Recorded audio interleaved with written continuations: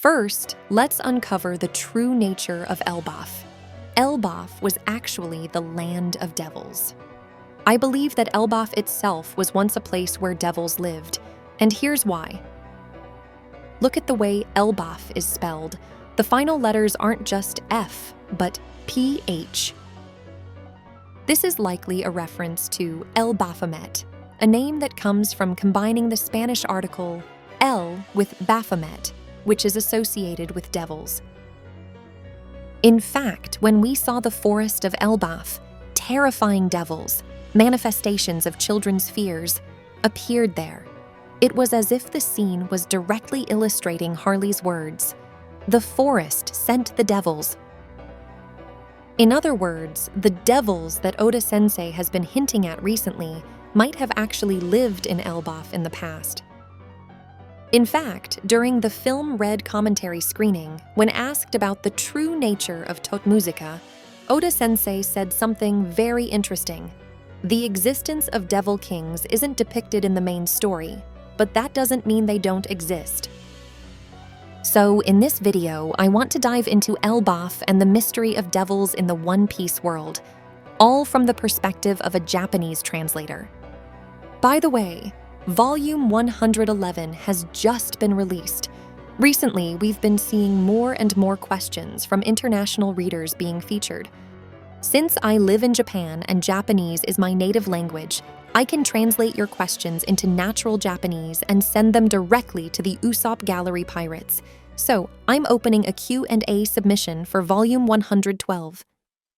I'll be running a little competition in the comments of this video, so if you're interested, stick around until the end, where I'll explain all the details. There are several reasons to believe that Elbaph was once the land of devils. First, there's someone in Elbaph who appears to have inherited features associated with devilish beings, even in the imaginations of Elbaph's own children. That person is Loki, the son of Elbaph's king. Now, take a good look at his horns. They have the exact same shape as the devils we've seen before. Because Loki wears a helmet, it's hard to see clearly, but it's very likely that these horns are actually growing from his head, and the fact that they're black makes the devilish connection even stronger. When we compare his horns to those of other ancient giants or people who have inherited ancient giant blood, we can see that the shape and the direction they grow in are clearly different. Unlike Hyrudian, Loki is believed to have inherited a strong bloodline from Harald, a direct descendant of the ancient giants, which likely made him as massive as oars from birth. That would mean Harald himself may have had similar horns as well. So, if the royal bloodline of Elbaph carries these distinct devil-like horns, then it could very well mean that Elbaph was originally a land where devils once lived. Now, let's take a closer look at the abyss that runs through Orist Castle. I actually believe this abyss might have originally been something passed down within Elbaph's royal family. Why? Well, in certain mythologies, the abyss is said to be a place where devils or lost souls are trapped. But since Elbaph has long tried to hide its connection to devils, it makes sense that Laud found it disturbing when he saw it. In fact, on Namakura Island, where Brook was sent, a similar abyss-like structure was used for devil summoning rituals. This suggests that Elbaph may have had similar rituals in the past. Elbaph is divided into 3 distinct layers, and each layer is represented by a particular kanji character. While some languages might translate this kanji as world, its actual meaning is closer to a separated space, more accurately, a domain. And here's where things get even more interesting. This same terminology is used in another place, the demon realm of Impel Down.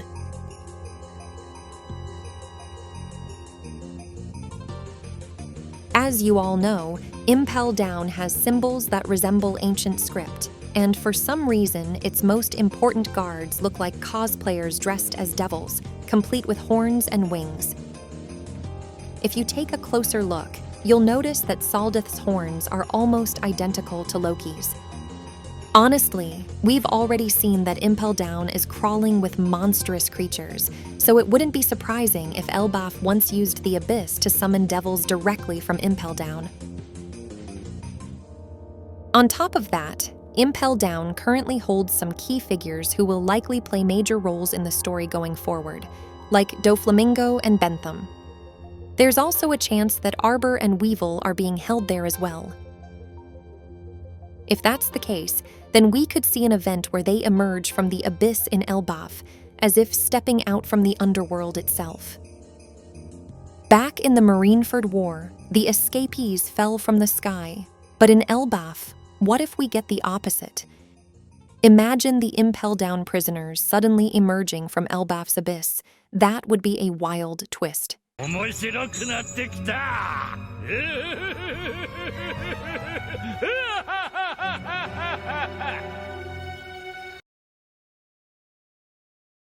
Another crucial revelation from Ripley is that Elbaph's weaknesses are lightning and fire. This makes a lot of sense. Since Elbaph's villages are built on top of massive tree trunks, a lightning strike could easily start a fire, making it a major vulnerability. But there's more to it. I believe this weakness is also connected to the idea that Elbaph is the land of devils. After all, in many myths, devils are said to be weak to light, so it's only natural that lightning, which brings light, would be a weakness to them. In the world of One Piece, the celestial dragons are referred to as gods, and their natural enemy is said to be the D clan. There's even a saying meant to scare misbehaving children: if you're bad, the D will come and eat you. In that sense, they are seen as something like devils. The scholars of Ohara, who continued to study the forbidden history of the Void Century, were also labeled as devils by the world government. In One Piece, the opposite of God is devil, and there's one man who outright called himself a god and wielded lightning. This is a Japanese wordplay that carries two meanings. I am a god and I am lightning, a god who controls lightning. If that's the case, then it makes sense that Elbaph, the land of devils, would have lightning as its weakness. And because Elbaph itself is essentially a giant tree, fire becomes an even bigger threat. Now, here's something interesting. Ripley didn't say he, the Japanese word for fire, but instead used kaji. In Japanese, kaji specifically refers to a fire disaster, something that spreads and causes destruction. And I'm sure you've already realized what this means. Arbor, the Lunarian, is known as Kasai no King, King Fire Disaster. There's also something that Dory, one of Elbaph's warriors, once said: "The only thing we cannot pierce is the blood-soaked serpent." Most interpretations agree that this refers to the Red Line, and I also believe that's the case. Now, here's where it all connects. The Lunarians, Arbor's ancestors, once lived on top of the Red Line. In other words, Elbaph's warriors are unable to pierce through the very land where the Lunarians once lived. So, in the end, fire disaster is Elbaph's weakness in two ways, both literally as fire itself and symbolically through Lunarians, the fire disaster.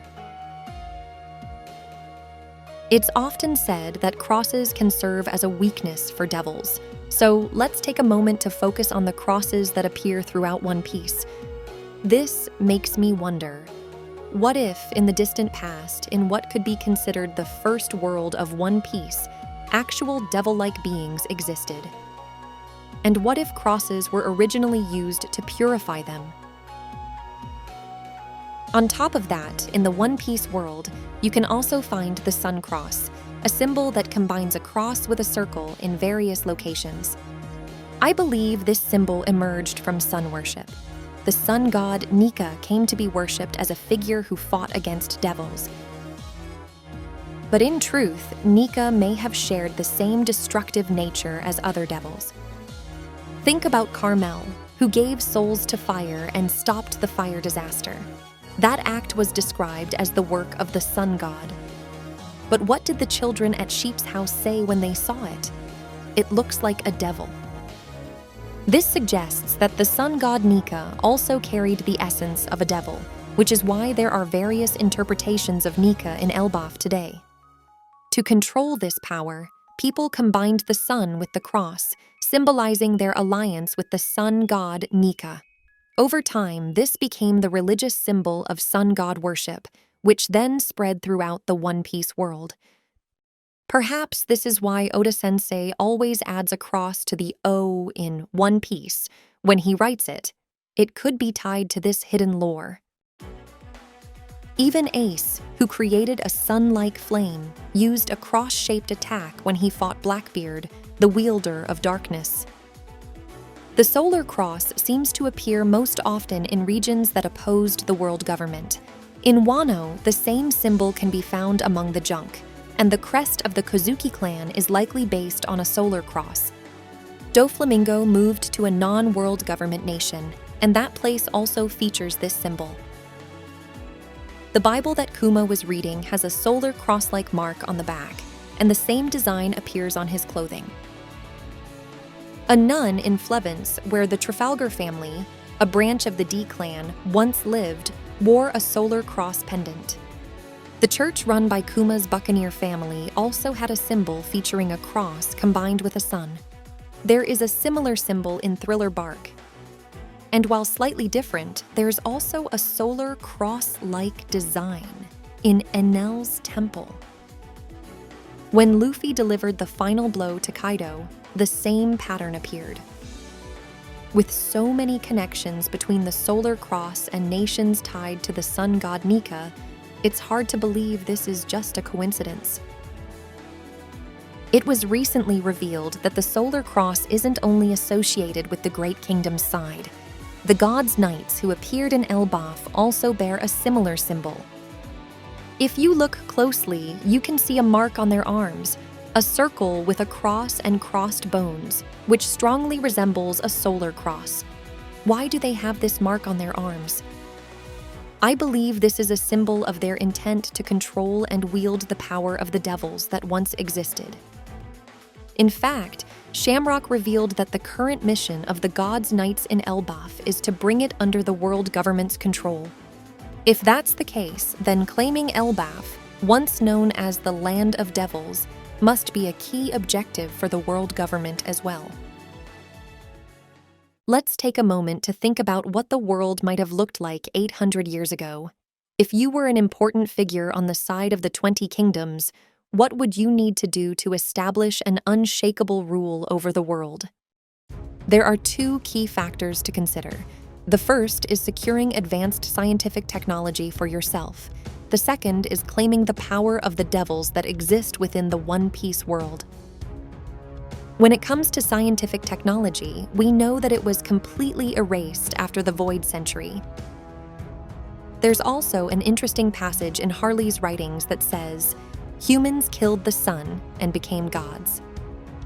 This likely means that the people of the 20 kingdoms destroyed the energy source that fueled technological progress, stripping the world of advancement and establishing themselves as gods. That leaves the power of the devils. Devil fruits have spread throughout the world, but as we know, the true source of devil-like power appears to lie with Imu. Imu-chan's mysterious abilities seem to be the very thing that has allowed the world government to remain unshaken for centuries.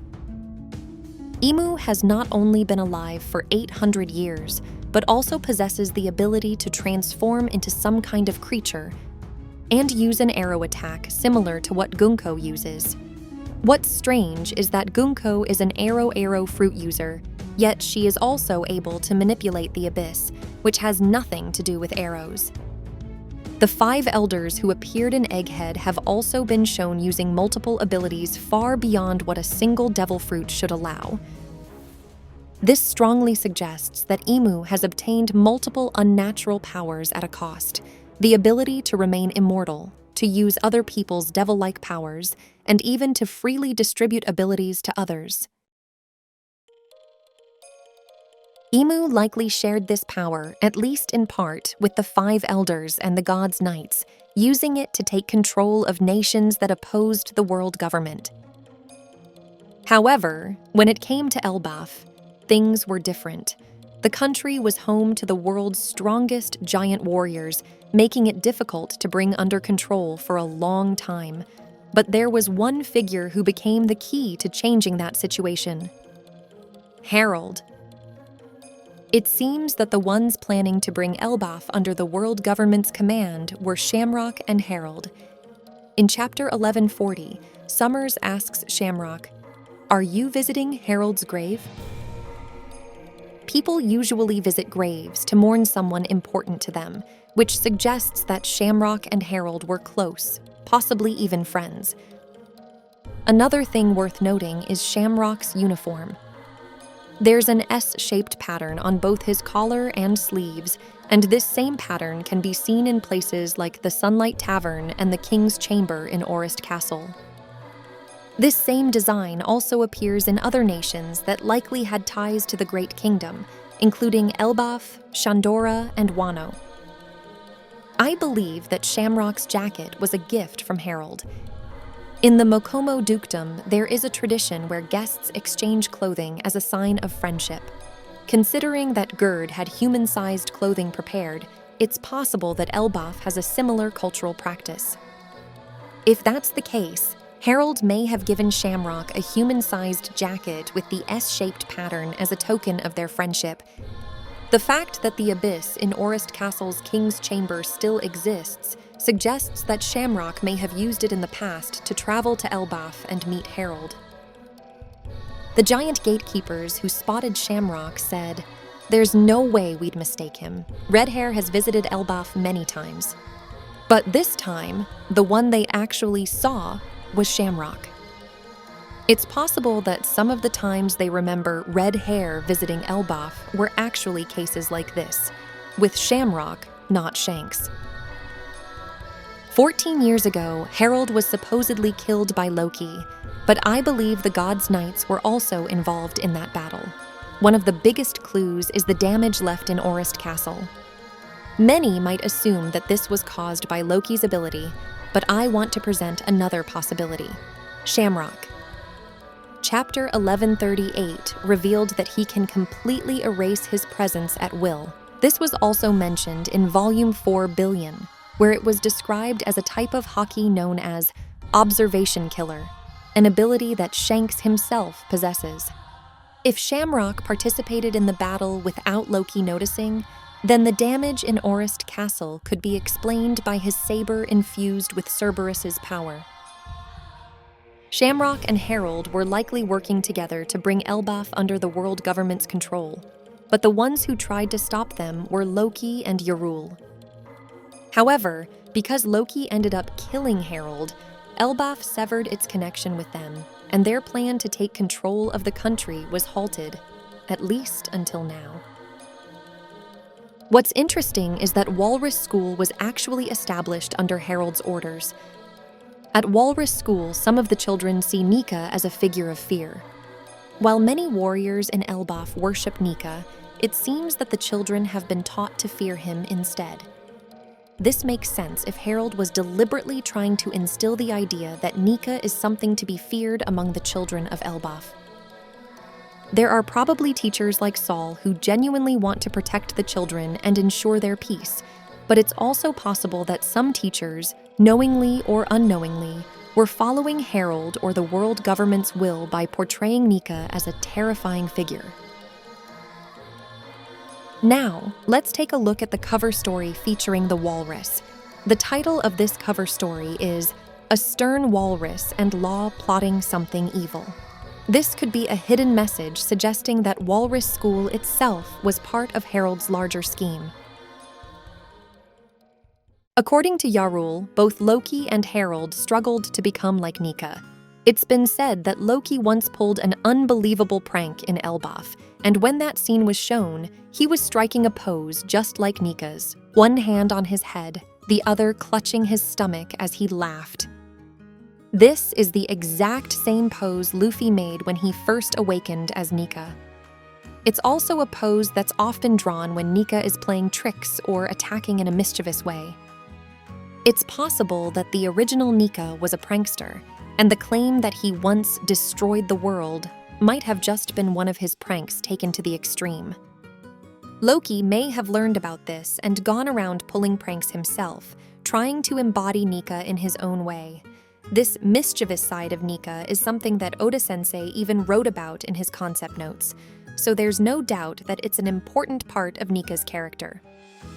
By the way, on my page, I've shared a translated version of Oda-sensei's composition notes about Nika, along with my own analysis. It's available for a limited time, even for non-members, so if you're interested, be sure to check it out. Yarul also spoke about Loki, but it seemed like he was defending him. When Luffy asked if Loki was a good guy, Yarul didn't outright deny it by saying, "Of course not." This is a big contrast to how he reacted to Linlin. When Linlin killed Yarul, Yarul was about to kill her on the spot, but was stopped by Mother Carmel. If the same thing had happened with Loki, if he really killed King Harald, then when he was captured 6 years ago, he should have been executed immediately. The fact that he wasn't suggests that there's a secret only Yarul and Loki know. The giants in this scene claimed that Yarul was stabbed while trying to stop Loki, but Yarul himself said, "I was saved thanks to my helmet." Now, let's take a closer look at Yarul's gaze in this moment. He averts his eyes. As we all know, in One Piece, characters who are bad at lying always look away when they're hiding something. This suggests that the one who stabbed Yarul's head may not have been Loki, but someone else entirely. Looking at the sword stuck in Yarul's head, it bears a strong resemblance to the sword Harald used. This means Yarul may have realized Harald's ties to the world government and fought alongside Loki to stop his ambitions.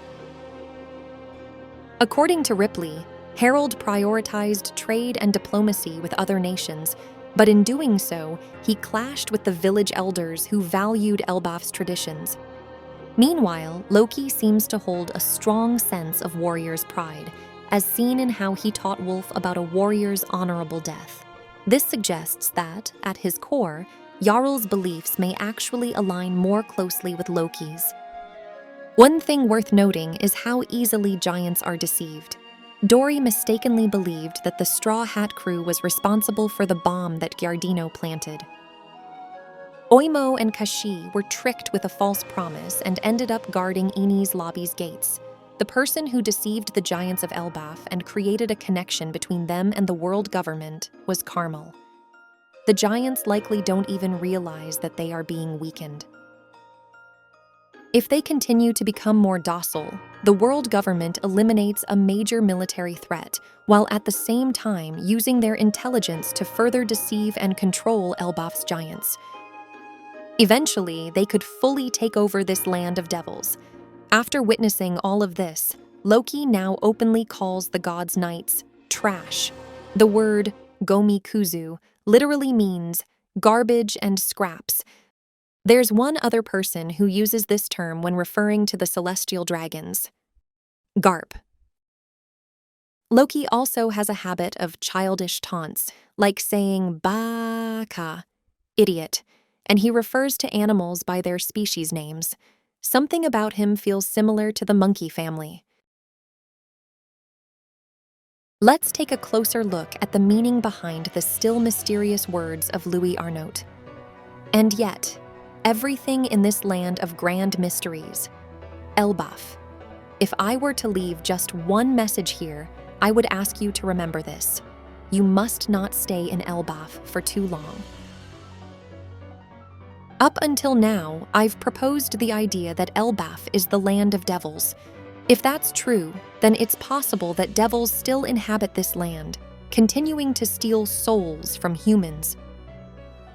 In our own world, many myths, folk traditions, and religious beliefs tell stories of devils stealing souls or making deals in exchange for them. If Elbaph truly is the land of devils, then perhaps this warning is not just a metaphor, but something far more real. The biggest clue here is the system used in Big Mom's Totoland.